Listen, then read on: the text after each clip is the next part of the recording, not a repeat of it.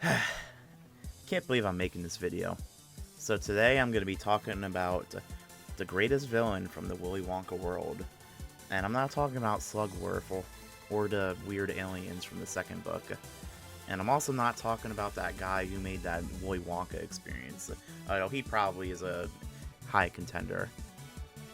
I am talking about Grandpa Joe, of course. Throughout my years, I've always heard about how awful of a person Grandpa Joe is, and I believe that without actually having gone through the material itself. So, figured it's finally time to change that and just learn about him. I learn about Grandpa Joe and what he does. Grandpa Joe was born in 1882. He worked for Willy Wonka in his youth for 5 years, and was fired when Wonka decided to fire all of his employees. He also apparently fought in World War II and earned the Navy Cross Medal for his service. Sometime after the war, he became bedridden, along with Charlie's 3 other grandparents, and all of them vowed to never leave their bed again. 20 years later, after becoming bedridden, Wonka announces the Golden Ticket contest and hypes his grandson Charlie up that he's sure to win. They're so excited for Charlie to win this that they're sure he's gonna win. Anyway, so to help out with this, Grandpa Joe states that he uses his tobacco money to buy Charlie a candy bar. And then the first time I watched this, I was like, oh, that's nice of him. And I'm like, wait a minute. He has tobacco money? Why does he have tobacco money? So the family is dirt poor, so him buying tobacco is a horrible waste of money. Second, tobacco's horrible for you. And he really shouldn't have this since he's, old. So he's, more prone to the effects because his body's so weak. And also, he's bedridden, too. Anyway, how does he even get it in the first place? So, this most likely means he's been having tobacco in the bed for 20 years, and that also can cause secondhand smoke. So not only is he receiving the horrible benefits of it, but he's also just giving it to the whole family. So, yeah, first time I saw that, I was like, oh my gosh, I was on the floor. But nonetheless, Grandpa Joe does give Charlie a chocolate bar, and I hate the line delivery in this scene, by the way. Grandpa, that money was for tobacco. I told you, Charlie, I've given it up. Go on, open it. 1 ticket left. Now, let's see some of that gold. No, you do it. I can't. Something tells me we're going to be lucky this time. I got a funny feeling inside it. Which end shall I open first? That end. Just a tiny bit. Like this? Now a bit more. You finish it, I can't. No, Grandpa, you do it. All right. Here goes.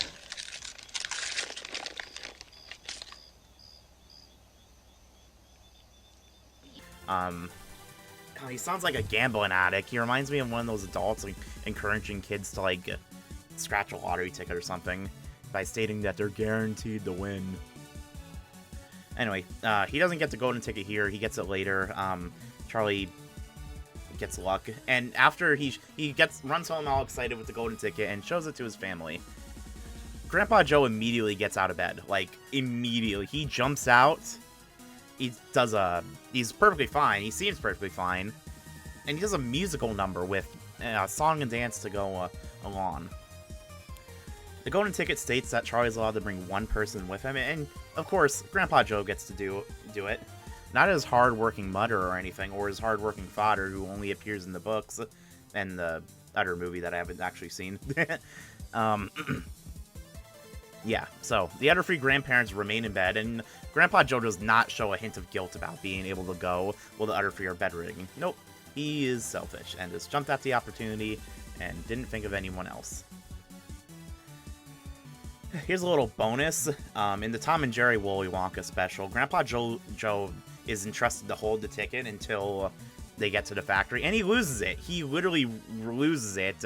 Tom and Jerry have to go find it for him and give it to him right before they give it to Wonka. Yeah, so anyway, he's rude during his time in the factory, he's rude to the other kids, and convinces Charlie to steal an untested and unsafe product. This causes them to both get into a lot of danger as they begin floating up to a giant fan that will literally, like, skewer them. That's probably a better word. But luckily, Grandpa Joe does do good and actually gets him out of this situation. But still, Charlie's like a little boy. This is probably very traumatic to him to have him, like, almost die to his grandfather's stupidity. Anyway, Charlie, at the end of the book, Charlie is chosen as the heir to the chocolate factory. So, yippee! So, mostly, I've been talking about movie Grandpa Joe. So, obviously, I have to do my research for this. So I read Charlie and the Chocolate Factory, the book. And he's a lot better. They don't mention tobacco at all, which has made me very happy. He doesn't actually have he doesn't magically have a Wonka bar that he doesn't explain how he got. He gives Charlie money to go buy one. And I like this a lot better. So it actually makes sense. And it implies that he didn't actually get out of bed. In this version, he also feels remorse that he gets to go under other people over Charlie's actual parents and the other grandparents, which is good. That made me happy. And another major difference, he doesn't convince Charlie to drink the soda. That scene was only added in the movie, and it's mentioned in the book, but they don't actually, like, do anything with it. It's just mentioned. So here's a fun fact. There's a sequel to Charlie and the Chocolate Factory. It's called Charlie and the Great Glass Elevator. In this book, all of Charlie's family and Willy Wonka goes to space in the Great Glass Elevator. They go to a space hotel and immediately leave when they encounter aliens. Back home, Wonka reveals a vitamin that he made that will magically make people 20 years younger. He gives some to the three veteran grandparents, and they all immediately start fighting for them and end up taking way more than necessary. Charlie and Wonka go to hell, basically, to get a cure that ages them back up. Then they get a letter from the White House inviting them for a feast for their work in space, and that's just a basic summary of the book because I know a lot of people don't know about it. Grandpa Joe is there. He doesn't really do much, and that's not really a bad thing. He's on there for the journey. He's not bedridden anymore. He's up and at 'em. He's there with his parents and the other grandparents who they had to, like, carry the bed into the Great Glass Elevator because they refused to get up. And once it's called the Wonkamite, the vitamin that I mentioned, once they give it to the grandparents in bed, they refuse to share it with any of them. And obviously Grandpa Joe and Charlie's parents could have used them. Nope, but instead they take all of them, and this causes them more problems because they all become like infants.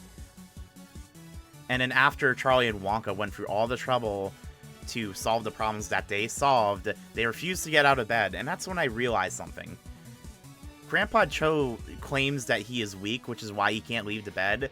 The other three just simply choose not to leave the bed for 20 years because they think it's comfortable. And they literally say this in the book, so go read it if you don't believe me. For 20 years, the family struggled, and these three all could have helped them out of poverty. They all just, nope, they stayed in bed, did absolutely nothing when their family struggled and needed them. Grandpa Joe wanted to help, but he states that he literally couldn't. These guys just straight up refused. But at the end of the second book, they finally leave their bed. Not for any selfless reason of wanting to help the family, nope. They got up because they needed to get out of the bed to go to the White House.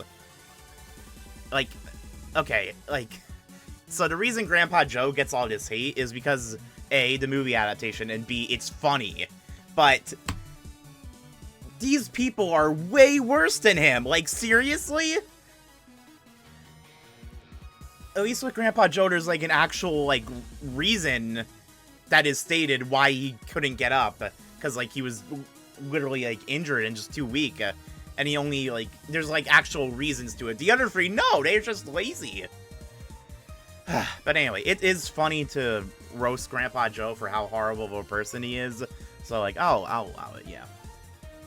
But yeah, Grandpa Joe brought a lot of people together through, like, the subreddit, hating him. And that's kind of, like, what inspired this video.